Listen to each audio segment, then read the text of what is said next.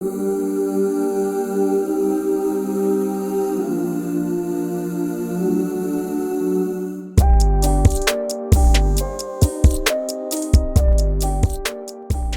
the sidelines to your ears, it's the Benchwarmers podcast, where sports meets humor. I'm your host, Zach, and I am joined by my co-host, Jordan. How you doing tonight, Jordan? Good. How are you? How are you? Oh, I'm doing great. Worked a full 8 hours today. I'm not tired at all. I'm ready to go. I'm ready to get into some of this sports news that we got going on today. Yeah, for sure. So a couple of things before we go. We heard you guys and some of the concerns you had, whether it be the technical difficulties, video, audio. We improved, as you can see here. We got the mic. Zach's got his issues fixed, and we're running on a new system. So let us know what you think. Don't be shy. This is how we improve.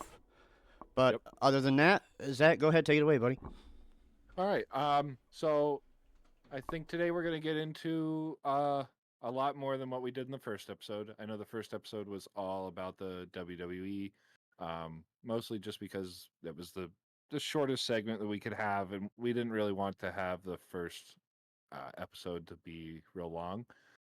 So today we're going to get into we'll get into baseball just briefly, boxing briefly because a a big match coming up.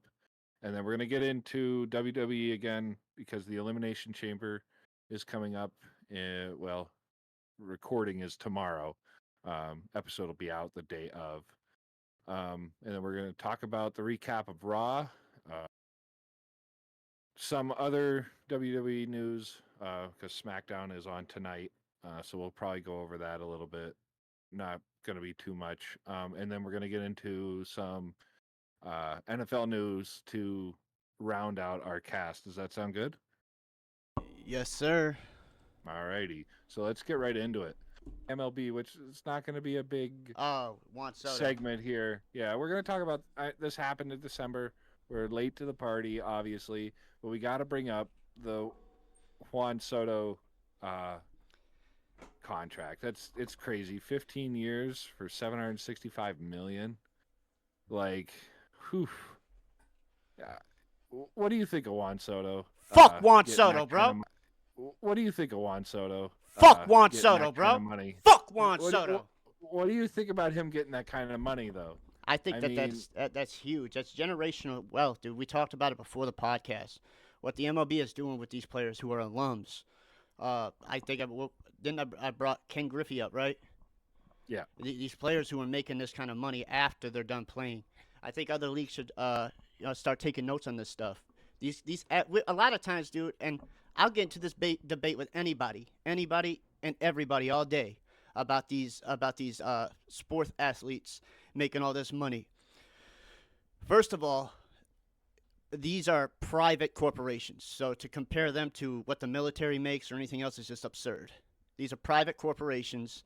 That's out of their hands. Secondly, these guys put their bodies and lives on the lines every time they step onto the field or the ice, into the ring, what have you, dude. They're uh, jeopardizing their health. Other than no, the they definitely NBA, are. I don't think the NBA is that physical. No, the NBA is not that physical, but obviously injuries do happen. I Yeah, mean, yeah, it's not like boxing or hockey or the NFL where they got to worry about CTE and all that other stuff. one big I'm st- one big organization I would like to address who should take notes on this is the UFC. I know that in Monday's episode, you'll go over what happened on Fight Night. We're focused on this boxing match for sure, but the UFC should do this too, and that's what the MLB is doing and paying these guys past their playing dates to make sure that these guys who give it their all and win their championships and bring in all this revenue money from merch and all this other stuff, pay these guys, man. Pay these yep, guys because these yep. guys are the faces of your brand, dude. So I'm happy, even though he left my Yankees, dude. I'm happy for Juan Soto. As Marshawn Lynch would say, you're getting that chicken, boy. He definitely is. He's going to get that chicken for a long time, and hopefully he lives up to the hype. I mean, he's not Shohei Otani. No, no. You We seen know, what happened in the World Series. he's got to live up to that uh 765 million that he's getting. Uh hopefully, hopefully he does good in his career, and I'm sure he will. Yeah. He's a good baseball player. Uh and we know you're a New York fan, and it hurts a little bit, but Jordan, if you become a Pirates fan like me, there's there's no disappointment when you lose. Listen, dude. It's not like the Yankees. I mean, we have 27 world titles, but in recent years we just started to get hot again. Since we acquired Aaron Judge, things have been looking a little nice. We made the World Series appearance last year. I don't know. I don't see us making it that far again. Maybe depending on what we do, but we'll definitely be in the playoffs again. But yeah, dude. Oh yeah, definitely. How about them Pirates though? You think they make any big plays or no? Fuck no, they never do. They're. I, I'm going to talk about the Pirates for a hot second, and then we can move on. But in my opinion, the Pirates are a farm team. Mm, They've always been a farm team. They get good players out of the draft. Young talent. They use them for a couple years, and then they trade them off, and then yeah. they become successes. They usually do. Like the only the only exception to that, I think, is McCutcheon, because McCutcheon was good when he came out of college, and then he got traded away, and he was decent when he was. It wasn't anything like you know game breaking when he got traded away, but it's still the point that the Pirates do Pirates things, and they trade away good players. And I don't think McCutcheon should have ever got traded away. I think they should have kept him. What's the point of bringing him back for a couple years now? What, for him to retire as a Pirate when he should have did that in the first place? Pittsburgh's talking about bringing him back. Well, he's been back. He was Oh, back a couple years ago. Yeah. now he was their last like actual star, wasn't he? Yeah. Well, besides now they got who's their pitcher? Oh God, I'm a Pirates fan and I can't even tell you. Mm. He's like the next big thing. Uh, why the why the fuck can't I remember? Paul Skeens. It was on the tip of my tongue. Paul Skeens. He was a rookie last year, and I'm pretty sure he won Rookie of the Year or What's his something like that. ERA? Paul Skeens. I'll tell you here.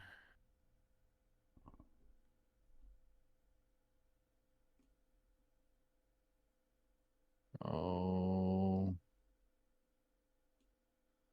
his ERA was 1.96. Oh, that's not bad. No, he had 170 strikeouts and 32 walks. Oh yeah, that's not bad at And all. he had 11 wins and 3 losses. Yeah, that's For not his bad. rookie year, it's pretty good. Yeah, that's really good Uh, actually. yeah. So I have a feeling Pirates are, in my opinion, a farm team. Paul is going to be there for a few years, and then he'll be gone, guaranteed. You can fucking date mark this, and I'll tell you that he will be gone in a few years. If you're Pittsburgh, what do you got to do right now, to at least get yourself back on track? uh, We'll start by let me just make it easier for you. What position do you think that they need to uh, fill in the most? oh, geez. Well, their active roster pitching is their pitching's pretty good. Paul Skeens obviously good. Mitch Keller's good. I don't really know the other guys behind those two. Um, Henry Davis is a good catcher. He's a power hitter. Uh, Jared Torrillo at first base, he's good. Like they got decent players, but they're not like generational talents. They're not Aaron Judge. They're not Juan Soto. They're not Shohei Ohtani. They're not Mookie Betts. They're not these guys. They're good players. They're just they're not it.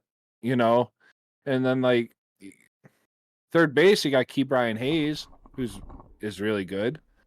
Um, O'Neal Cruz on shortstop, I he's good, but like they're not those guys, and they need to do a lot of work to even be considered for the playoffs. And that's another thing that kind of upsets me with them is that they do really well at the beginning of the season, and it's like, ooh, it's the Pirates year. They're going back. They're gonna make the playoffs, and then they fucking tank. Yeah. Uh, I just, I just anymore. I hope they keep losing so their ticket prices stay low, so I can go watch them. Because I'm only 2 hours away from there, so it's not bad to make that drive to go see them. Right, right, no doubt, dude. No doubt. But so we'll move on from my upsetting Pirates because both of my teams that I follow kind of disappoint me all the time. um, we'll move into the boxing match, and you're more of the boxing guy. I watch it, but I don't follow it like you. So why don't you tell us about the matchup that's coming up? We got a doozy, actually. Tank Davis is making his return to the boxing ring to fight Lamont Roach. Um, and this is to be live on PBC pay per view or on Prime Video for those of you who do want to watch. This is going to be good. You got the undefeated 30-0 Gervonta Tank Davis versus the 25-1 Lamont Roach. And Zach, I'm excited. I told you before this podcast aired, dude. I'm a Tank fan. Um, he had the best way to describe Tank and the hype is it's kind of new to like the mainstream guys. I don't have you ever heard of him before? No, actually, the only mainstream guys I know, is Floyd Mayweather. Floyd Mayweather. Well, good thing you brought him up because he comes from the money team. Uh, Oh, does he? yeah, yeah. So he has a little tie-in with Floyd. Um, he works with Al Davis, and this dude is legit for 135 pounds. This dude is really legit. So let's go over the tail of the tape real quick. Gervonta Davis, like I said, is 30-0. And Lamont Roach is 25-1-1. Gervonta has 28 knockouts to Roach's 10. They're both 135. There's a 2-inch height difference in between the two. Gervonta is 5'5". Lamont is 5'7". Lamont has the bigger reach by a half an inch. It's 67.5 to 68. And Gervonta's a southpaw, and Lamont is an orthodox. There's 1 year in age gap here, 30 to 29. But what I'm not worried about that. What I'm worried about is what is going to happen to Lamont Roach because Lamont's not no slouch. I just went over. He got 10 knockouts, 25 wins in general. The list of people he's beaten: uh, Fergal McCoy, Hector Luis Garcia, Angel Rodriguez, Alvarado. This could Tank be next on his list? I think not. I think that Gervonta's going to take this home. Gervonta has also beaten some names, Frank Martin as well as Ryan Garcia, Hector Luis Garcia, and Rolly. His knockouts are legit. Zach, I'm telling you, this guy puts people to sleep on the ground, unconscious. I can't remember if it was Pitbull or if it was Rolly, but he hit this dude with a fucking uppercut and bounced him through the ropes, bro. Yeah, Tank is legit, dude. So again, this is going to be live on Prime Video for those of you who do want to watch. And you know, I don't know the rest of the card. I've been focused on this fight, you know, for the I'm most. looking at the match card. Uh, there's 3 title fights: the Javante Davis Lamont Roach fight. There's Jose Valenzuela versus Gary Ananua Russell for the junior welterweight, and then Alberto Pulio versus Martin, and then you got Yotez Tele- Yonez Telez versus Julian Williams for the middleweight. Jarrett Hurd versus uh, Johan Gonzalez for another middleweight, and then Jonathan Lopez versus Alex Delamangi for the junior lightweights. It sounds packed. Um, Then especially there's especially other the fights. There's WBC, other fights. There's other fights for the uh, prelims. Puerto Rico too. Oh, oh yeah, Yeah, that one's they're basically the same. yeah. There's a couple different names there, but yeah, the card. I mean, like I said, I don't really know these names. If you say the card's packed, then I believe the card is packed. Um, but the highlight of this fight is obviously the main event. You know, Right. mainly what people want to see is Javante Davis. Does he still is he still that guy? You know, with the whole incarceration thing, and I'm not going to get into it because that's his business and stuff like that. The people who know what had happened to him know, I should say. I ain't gonna go and put negative dirt when this man has the fight of his life at the Barclays Center tomorrow night. Right. Um, Now, he's the title holder, ain't he? Now he's fighting for the title. Oh, he's fighting for it. Okay, Yeah. Um, I gotcha. but yeah, yeah. So another one is the WBC super lightweight title fight. Alberto Pulio versus Sandor Martin. That is gonna be that's gonna be nice as well. Um, I tell you what, I kind of like the smaller guys when I'm watching like UFC or boxing. It seems like they're a little bit more high.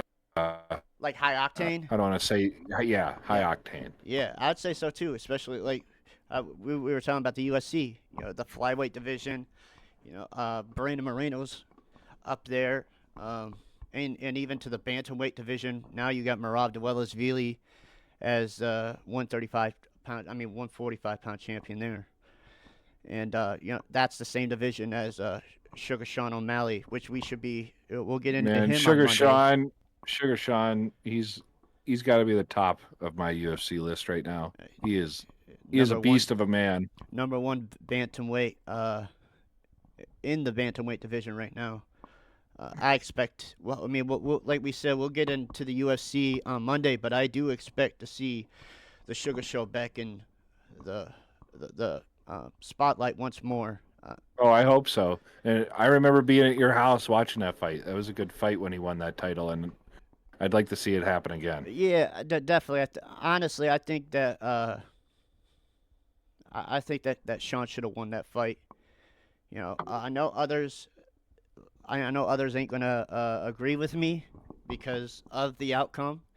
And Marab, you know, Marab Dwellis-Vili is talked about negatively a lot, but I think that that's just because these people don't understand the art of grappling, and they just want to Right. see a knockout, dude. Let's be real. I mean, I want to see a knockout too. That's why I'm watching this boxing fight tomorrow. But as far as like in the mixed martial arts world, Merab Dwellis-Vili is what his nickname says he is, and that's a fucking machine, dude. He could put the pace on anybody. Right. And when he went and fought Umar Nurmagomedov in that main event just not too long ago, and he beat Umar in the fashion that he did. I mean, it went to distance, dude, but I mean, that last name of Nurmagomedov, those boys in Dagestan ain't no slouches when it comes to grappling, wrestling, and the art of jiu-jitsu itself. So Yep. for Marab to go ahead and just like, I wouldn't say embarrass Marab. I mean, Umar because he didn't.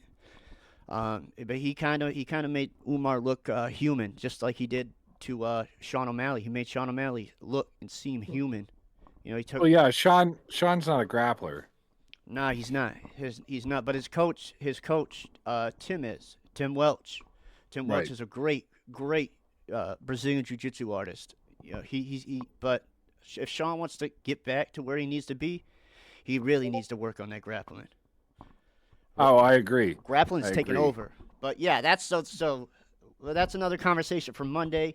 Yep. Davis versus Roach live on Prime Video. The WBA lightweight title fight is going to be one to remember. At least I hope so.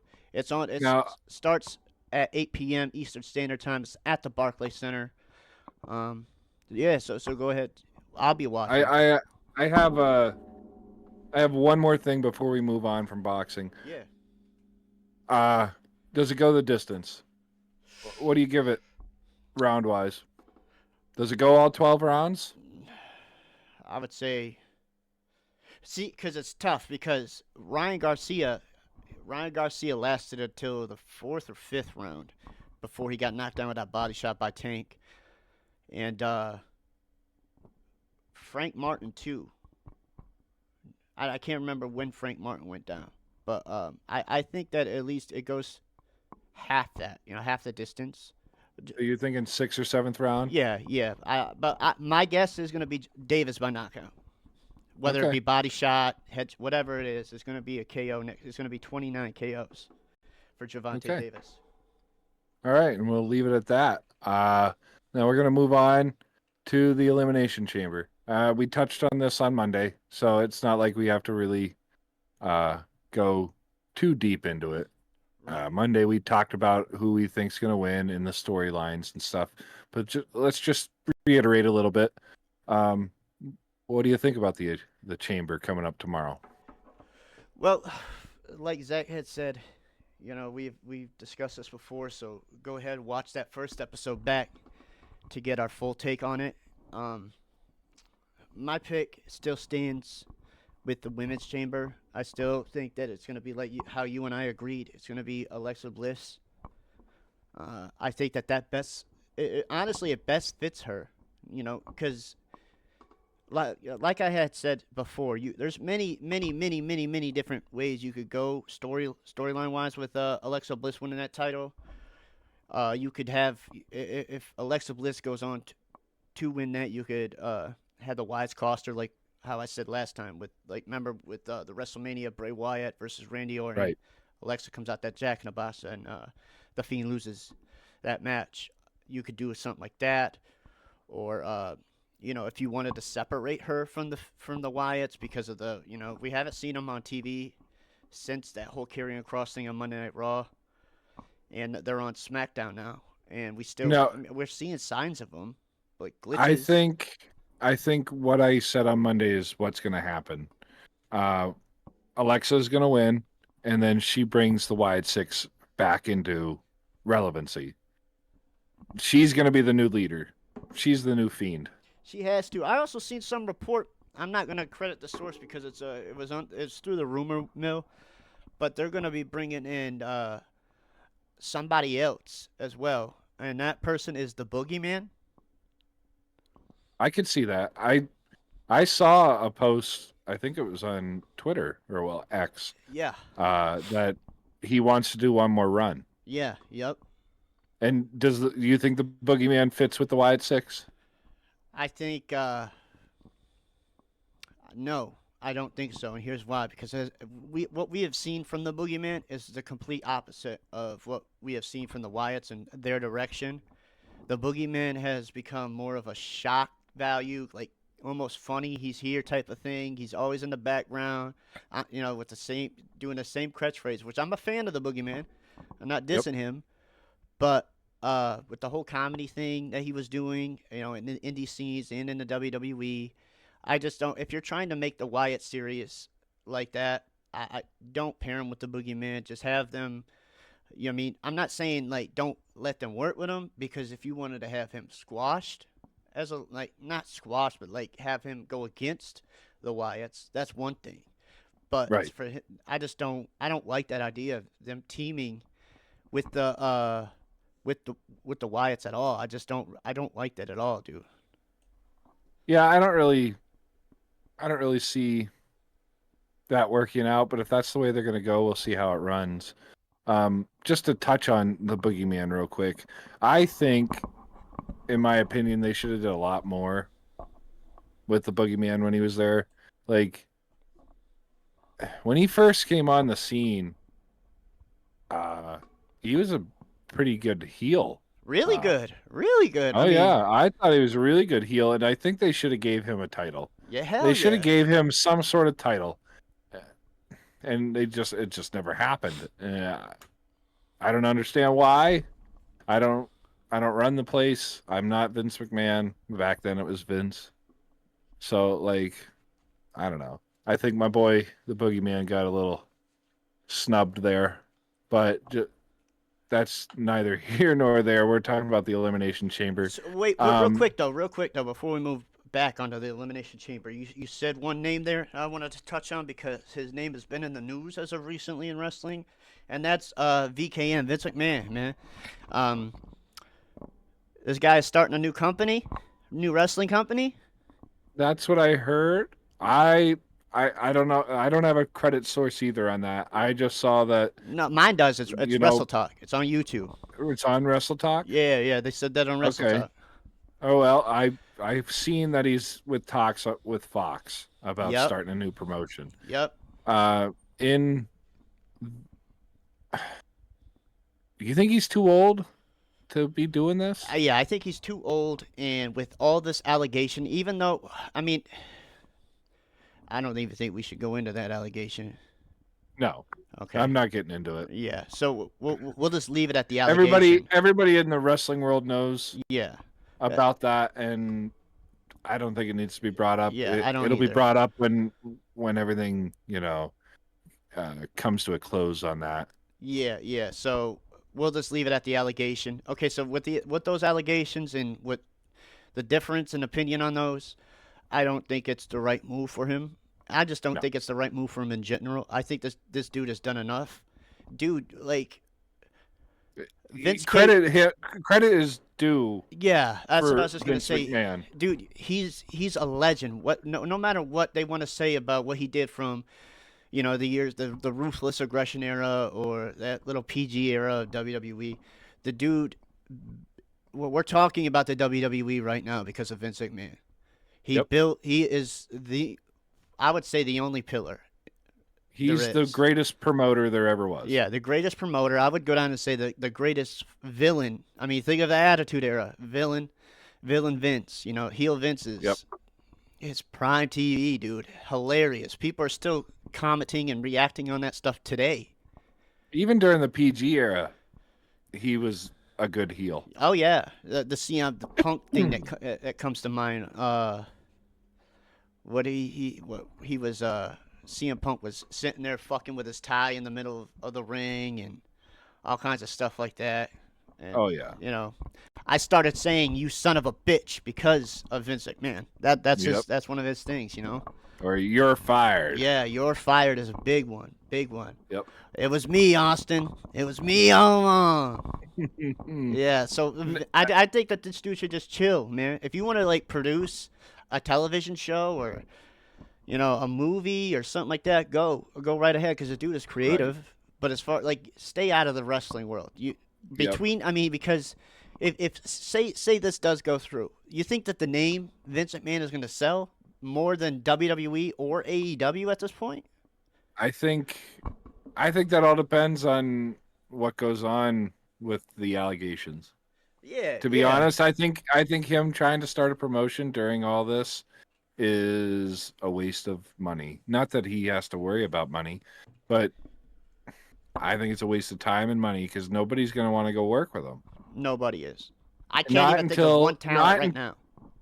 Not until either things get cleared up with that whole thing or they don't, and he's just going to waste his time if the allegations are true. And I I just don't know. I think he's gonna have a hard time because, well, AEW is AEW. They're not as big as they used to be. They were, they were a fad. I'm not an AEW fan.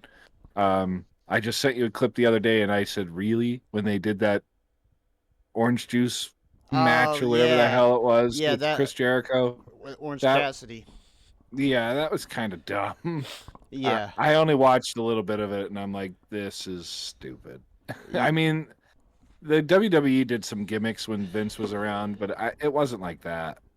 y- yeah. So that what Zach is referring to, for those who don't know, is the mimosa match between Chris Jericho and Orange Cassidy. It happened in the pandemic era at Daly's place, and there was two vats of mimosas filled on each side of the ring, and if you got dunked in it, you lost. Chris Jericho lost that match.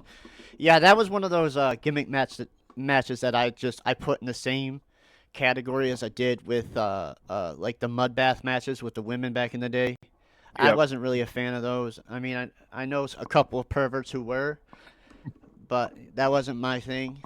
I mean, I'm a big Tori Wilson fan when it comes to that kind of stuff. But yeah, those mud bath matches, they weren't my thing. I thought they were dumb as fuck too. I, Just like I did I that just mimosa match. I just gotta, shout out Jerry the King Lawler. The puppies. Puppies, The yeah. puppies. He was hilarious back then. Jerry. But going okay. So with that being said about Vince, the way I see it is, if we're gonna amidst all allegations, if we're gonna be all right with Vince doing this kind of stuff, what about the likes of Marty Scurll? But I don't know if you know who that is, but Marty Scurll, the villain Marty Scurll. Shout out to him, man. Shout out to him for being a fantastic wrestler. I'm not saying anything about the allegations. Let's make that clear. The dude is the gimmick. The villain is amazing. And for those who don't know who Marty Scurll is, go check him out. He's a UK wrestler. Um, if we're gonna do this event, we might as well open the doors for other people as well. And I mean, nobody's willing to do that. Even though I said I was a fan of Marty, even though I seen what had happened come out, and that put a sour taste in my mouth too.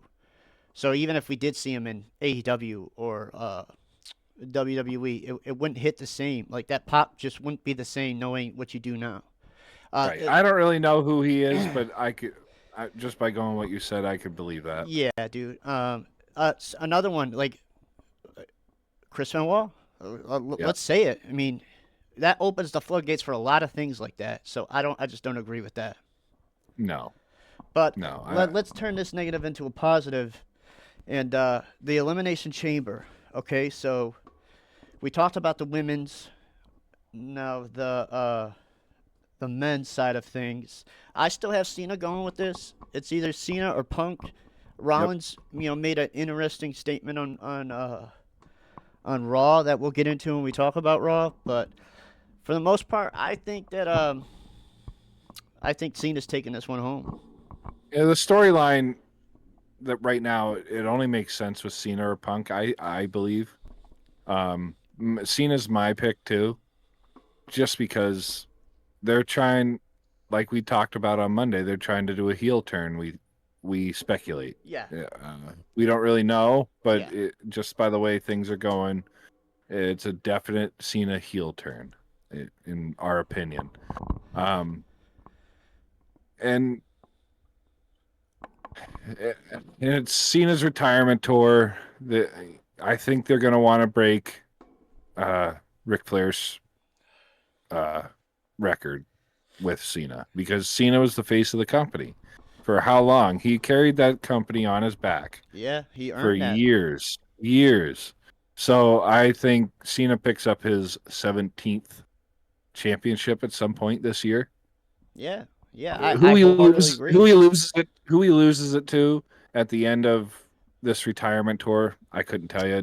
It all depends on where the story goes. Yeah. But it definitely, I believe Cena wins this, just because that's his direct path to Mania. Yep. I think going to your point about losing, who he loses to, I think that this has to matter. To seal off Cena's legacy, it has to matter who he drops the belt to. Right. Whether it be Rhodes, Reigns, Rollins, Punk, It has to matter. It can't. They can't fuck around with something like this. This is I, John Cena. I would definitely like the CM Punk aspect of that. Yeah, that would. I mean, those two had a feud, and there was rumors when this whole farewell tour starting that he should be one of the names that mentioned, along with the Shield, Reigns and Rollins. I don't know the whole Ambrose situation. I knew that there was some trouble in the waters. I don't know. I haven't checked up on John Moxley. I see that he inked a new deal or something like that. I'm not quite sure, but if we can get the three of them back just for that moment, that would be sick. I don't see that Right. happening, but Oh, it definitely would be. it has to do it has to go down with one of those guys, Rollins, Oh, Reigns, Punk, or definitely. Rhodes. I would even Definitely. like if we're gonna drop the belt on Gunther at Mania to Jay, which I don't agree with, but if that's the direction they're going, I'd throw Gunther in there. I'd throw if Cena and Gunther are our main event in the PLE for that WWE strap. Oh, I'm wholeheartedly behind Gunther because then on top of that, you not only close one door for Cena and you send him off the way you do, but then it also buys in to the whole thing that Cena gets behind, and that's bringing up the new talent and taking Oh care of the yeah. new talent and giving them the rub that they deserved. Who better to do that than the ring general, Gunther? Right. You know? Gunther is getting his push right now though, and I don't agree with this whole Jey Uso thing. We talked about it on Monday. I'm not going to get into it. If people that listen, they know I'm a Gunther fan, and it's really going to hurt if he loses to Jey Uso, who he beat on Saturday Night Main Event. I just don't understand what they're doing with this. But before we get on another tangent about stuff that we've already talked about, because I could keep going on that. Well, wait, wait, Do we? wait. Before, let me ask you this though. As a Gunther fan, how do you see this playing out? Like, if they have Gunther drop the strap, which you and I both know that shouldn't happen. If they do, how do you see it? How do you see Jimmy coming in, kind of like how they did with Rhodes and Reigns last year? You think it's this It, big it screw over? it depends. It depends on how they do it. Like, because Jay doesn't really have anything to do with the bloodline, they'd have to try to not No, rewrite no, the no, no, story, not the bloodline. but Just Jimmy. Jimmy coming out as, basically, coming out as Jonathan, his real, coming out as John, and I could see that. I could see it, but they're not on the greatest of terms right now, right? Like in story. no, him and Reigns ain't. Him and Jimmy are good. Jay just Okay. ain't on the same page as Reigns. I could possibly see that then. I could see it. Yeah, I definitely could see that. but okay, in your opinion, how do you see it really ending if they give Jay the belt? They could, in my opinion, they could do it one of two ways. They could do what they did to Sami Zayn in the IC title. Uh, Yeah. they could, have Braun win it, or they could have another person win it and then lose it and then win it back. You Right. know, Yeah. so either they give Gunther the title right back, or they drag it out and it's some sort of storyline between Jay and Imperium, which I assume is still together, and nobody's ever said anything. Oh no, they were. When we get into Raw, yeah, I'll mention that because I have that in my notes too. Um, so I think it does something with that. Either they give it right back to Gunther and the Jey Uso Gunther storyline ends, or they drag it on even more in something with Imperium. I guarantee. I would think. I'm not going to guarantee it because I don't really know, but that's the way I would go with it. Yeah. Um, I would say like you can't. Now, all right. So here's where I stand on it. If you have Jay beat Gunther clean in the middle of the ring at WrestleMania, I think you completely undo everything you did at Saturday Night Main Event. Yeah, Jay took him to his limits in the match. But bottom line is Gunther is stronger, Oh, faster, definitely. tougher, all of it. That's what I got from it. That's what they were selling. Yep. So if Jay beats him clean with that spear, Uso splash, 1, 2, 3 in the middle of the ring, I think it really does undo that Saturday night main event thing. And Yeah, it undoes the whole storyline yeah, because that was the whole thing that Jay's not that guy. He's not good enough to beat Gunther. He's not strong enough. He's not fast enough. He is a tag team guy. yeah. And so it does undo the whole thing. And the only way, in my opinion, that this has to happen is by you know, whether it be a setup to Solo versus Jay, but something has to happen. This can't happen clean. This really can't happen clean. You No. Because what happens if Jay loses his belt to somebody that's not even on Gunther's level, not even on Jay's level? Like, what happens if uh